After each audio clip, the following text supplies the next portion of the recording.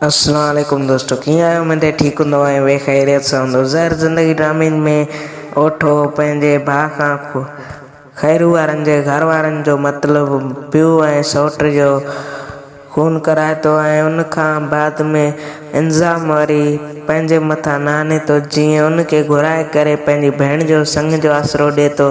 जीअं संग बि न मिले ख़ैरू खे ऐं ख़ैरू जो मतिलबु पीउ ऐं सौट जे मारण जो इल्ज़ाम बि असांजे मथां न अचे।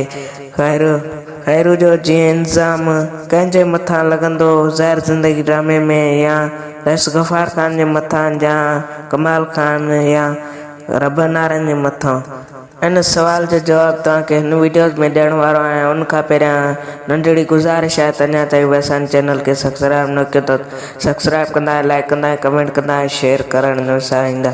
घंटी जे बटन खे क्लिक करे नोटिफिकेशन ऑल कंदा, जीअं अचण वारी हर वीडियो सभ खां पहिरियां तव्हां तक पहुची सघे। वधीक तव्हांजो टाइम न पिया वठूं, वीडियो खे कयूं था स्टार्ट।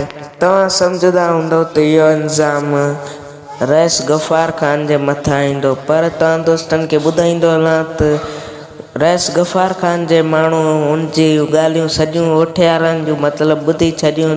उहो फ़ैसिले में उन्हनि जे ख़िलाफ़ु शाहिदियूं ॾींदो, मतिलबु सॼियूं ॻाल्हियूं उन जे मारण वारियूं ॻाल्हियूं ॿुधी वरितियूं आहिनि। मतिलबु उहे सॼियूं शाहिदियूं उन फ़ैसिले में ॾींदो ऐं इहो इल्ज़ाम ओठे जे मथां ई लॻंदो।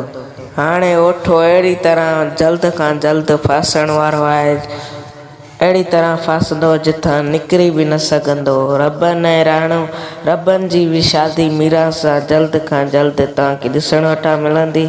हाणे ओठे जो खेल ख़तमु ऐं रबन वारा उन सां अहिड़ी त चाल खेॾंदा जिथां ओठो निकिरी बि न सघंदो। सो दोस्तों, हीअ अॼु जो वीडियो जेकॾहिं पसंदि आहे त लाइक कंदा, कमेंट कंदा, शेयर कंदा, घंटी जे बटन खे क्लिक करे नोटिफिकेशन ऑल कंदा, जीअं अचण वारी हर वीडियो तव्हां तक पहिरियों पहुची सघे।